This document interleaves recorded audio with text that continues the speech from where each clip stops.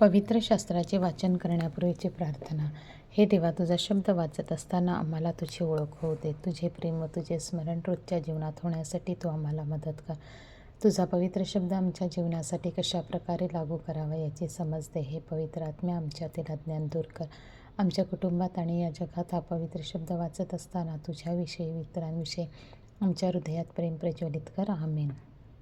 सोमवार तारीख 20 जुलै. पहिले वाचन मिखा अध्याय 6 ओवी 1-4, 6-8. परमेश्वर काय म्हणतो ते ऐका. उठ, पर्वतासमोर वाद कर, डोंगरांना तुझा शब्द ऐकू दे.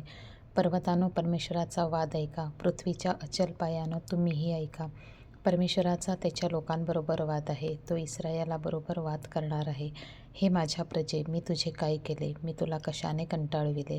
मला उत्तर दे. मी तर तुला मिसर देशातून बाहेर आणले, दास्यगृहातून तुला सोडवून घेतले. मी तुझ्यापुढे मोशे, अहरोन आणि मिरियास यांस पाठवले. मी काय घेऊन परमेश्वरासमोर येऊ? परात्पर देवासमोर नमस्कार कसा घालू? होम बली 1 वर्षाची वासरे घेऊन त्याच्यापुढे येऊ काय? हजारो एडके, तेलाच्या दशसहस्त्र नद्या यांनी परमेश्वराला संतोष होईल काय? माझ्या पापांबद्दल मी आपला ज्येष्ठ पुत्र देऊ काय? मी केलेल्या पापांबद्दल मी आपल्या पोटचे फळ देऊ काय? हे मनुष्या, बरे काय आणि तुझ्यापासून परमेश्वर काय अपेक्षितो ते त्याने तुला दाखवले आहे. नीतीने वागणे, आवडीने दया करणे आणि आपल्या देवाबरोबर राहून नम्र भावाने चालणे, या वाचून परमेश्वर तुझ्याजवळ काय मागतो? हा प्रभूचा शब्द. देवाला धन्यवाद. प्रतिसाद स्तोत्र. जो सरळ मार्गाने चालतो त्याला तारण प्राप्त होईल. शुभवर्तमान. मत्तेय अध्याय 12 ओवी 38-42. शास्त्री व परुषी ह्यांच्यापैकी काही जण येशूला म्हणाले, गुरुजी, तुमच्या हातचे चिन्ह पाहावे अशी आमची इच्छा आहे. त्यांनी त्यांना उत्तर दिले, दुष्ट आणि व्यभिचारी पिढी चिन्ह मागते, परंतु योना संदेष्टा याच्या चिन्ह वाचून तुला दुसरे चिन्ह मिळणार नाही. कारण जसा योना 3 दिवस आणि 3 रात्री मोठ्या माशाच्या पोटात होता, तसा मनुष्याचा पुत्र 3 दिवस आणि 3 रात्री पृथ्वीच्या पोटात राहील.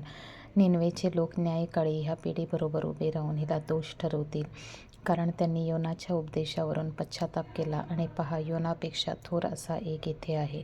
दक्षिणेकडची राणी न्यायकाळी या पिढीबरोबर उठून हिला दोषी ठरवील, कारण ती शल्मोनाचे ज्ञान ऐकावयास पृथ्वीच्या सीमेपासून आली. आणि पहा, शल्मोनापेक्षा थोर असा एक येथे आहे.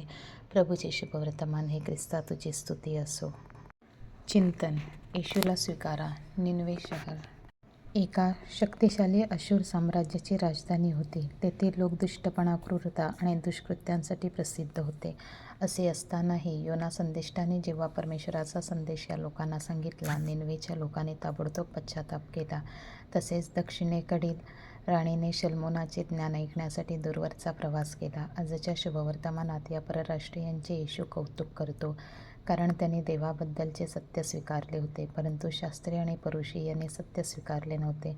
ते जरी देवाने निवडलेल्या लोकांमधले असले तरी त्यांची हृदये कठोर झाली होती. येशूने जे चमत्कार आणि अद्भुत कृत्ये केली ती सर्व येशू हाच मसीहा आहे हे सिद्ध करण्यासाठी पुरेशी होती. परंतु शास्त्री आणि परुषी यांनी मात्र येशूला जाणून घेण्याचा प्रयत्न कधीच केला नाही. शिवाय पश्चाताप करण्याचा त्यांनी नकार दिला होता. आजवर येशूच्या नावाने संपूर्ण जगात भरपूर चमत्कार झाले आहेत, होत आहेत, तरीही आपण येशूला मनापासून स्वीकारित नाही.